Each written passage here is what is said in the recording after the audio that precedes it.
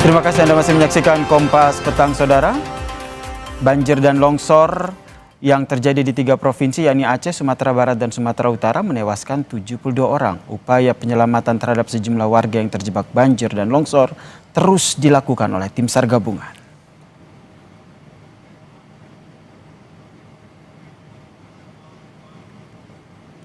Sejumlah wilayah yang menjadi dampak banjir di Aceh, seperti visual yang Anda saksikan ini, Saudara.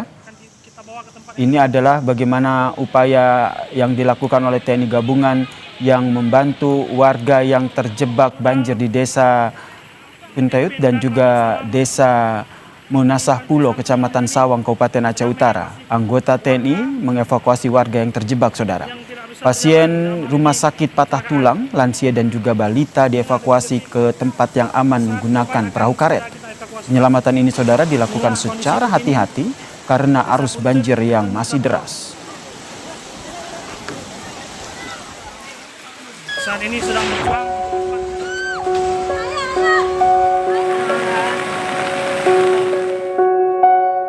Inilah penyelamatan korban banjir di Kecamatan Marancar, Tapanuli Selatan, Sumatera Utara. Penyelamatan dengan tali ini dilakukan akibat jembatan ambruk diterjang banjir bandang. Banjir dan longsor yang menerjang Pulau Sumatera mengakibatkan sejumlah jembatan terputus. Wakil Menteri Pekerjaan Umum Diana Kusumastuti bilang, pemerintah telah mengirimkan alat berat untuk membersihkan material longsor di Aceh, Sumatera Utara, dan Sumatera Barat. 4 jembatan yang terputus yang ada di Aceh, dan kemudian juga ada di Sibolga dan Tapanuli Tengah yang sampai dengan saat ini ada 20 titik longsor yang kami sendiri juga belum bisa mengidentifikasi karena kami belum bisa masuk sampai ke Sibolga. Mengirimkan beberapa alat-alat berat untuk membersihkan longsoran di Aceh maupun di Sumatera Utara maupun di Sumatera Barat. Dan mudah-mudahan alat berat kami yang saat ini sudah siap segera bisa sampai ke lokasi. Banjir bandang dan longsor Sumatera juga mengakibatkan puluhan orang meninggal dunia. Kepala Pusat Data dan Informasi BNPB, Abdul Muhari, mengungkap, data sementara hingga Jumat siang, total korban meninggal dunia akibat bencana banjir dan longsor di Sumatera Utara, Barat, dan Aceh mencapai 72 jiwa. Dengan rinci Aceh 6 warga meninggal, Sumatera Utara 57 korban jiwa, dan Sumatera Barat 9 korban meninggal dunia. Di Tapanuli Tengah itu ada 34 meninggal dunia, Tapanuli Selatan ada 13, Pakpak 1, Tapanuli Utara 5, dan Humbang Hasundutan ada 4. Di Sumatera Barat kemarin sore dilaporkan oleh Wakil Gubernur ada 9 jiwa meninggal dunia. Untuk Provinsi Aceh secara total ada 6 korban jiwa meninggal dunia serta 11 korban lainnya masih dinyatakan hilang. Walhi menyoroti bencana banjir longsor dan kondisi hutan Sumatera. Direktur Eksekutif Nasional Walhi, Boy Jerry Evans Sembiri, menyebut bencana kali ini sebagai bencana ekologis karena tidak terlepas dari kerusakan lingkungan seperti aktivitas tambang dan pembalakan hutan. Kawasan lindung berfungsi untuk memproteksi terjadinya banjir. Kejadian yang ada ini tidak terlepas dari kerusakan lingkungan. Jadi batasan planetnya atau daya dukung, daya tampung lingkungannya itu rusak karena aktivitas legal maupun perizinan yang dibuat oleh negara, ya, diterbitkan untuk beberapa perizinan seperti tambang, hutanan, perkebunan kelapa sawit. Terjadi apa? Longsoran kayu atau longsoran apa yang bisa menerobos sampai jauh lebih besar. Karena kan konteksnya kawasan lindung itu sebenarnya dia memproteksi wilayah-wilayah yang rawan bencana atau wilayah-wilayah yang secara tata ruang seharusnya nggak bisa diterbitkan izin atau dijadikan kawasan khusus lah gitu. Pemerintah hingga hari ini terus berupaya membuka akses sejumlah daerah yang terisolir akibat banjir dan longsor. Selain mencari korban hilang yang belum ditemukan, pemulihan juga mencakup menyiapkan jaringan listrik dan telekomunikasi. Tim Liputan, Kompas TV. Untuk membahas bagaimana penanganan bencana banjir di Aceh, kita sudah terhubung dengan Wakil Gubernur Aceh, Pak Fadlullah, dan pemimpin redaksi National Geographic Indonesia, Didi Kasim. Selamat petang semuanya. Selamat sore, Mbak. Selamat sore, saya ke Pak Wagub dulu. Pak Wagub, per sore ini sudah ada data terbarukah Pak soal korban meninggal dunia, korban luka, dan juga korban hilang? Ya, sementara seperti disampaikan tadi korban, cuman ada 3 kabupaten kota yang belum bisa terhubung karena akses jalan ke sana semuanya terputus, yaitu Bener Meriah dan Aceh Tengah dan Gailurus. Informasi yang kami dapatkan kemarin di Aceh Tengah ada 9 korban yang meninggal karena longsor. Kemudian terputus dikarenakan sinyal handphone dan listrik. Tadi pagi kami menerima traktor PLN sampaikan bahwa ada 12 tower listrik yang roboh di Aceh, tepatnya di Aceh di Birut, kemudian di Langsa dan di Aceh Tengah. Ada 3 titik yang 12 tower yang akibat banjir.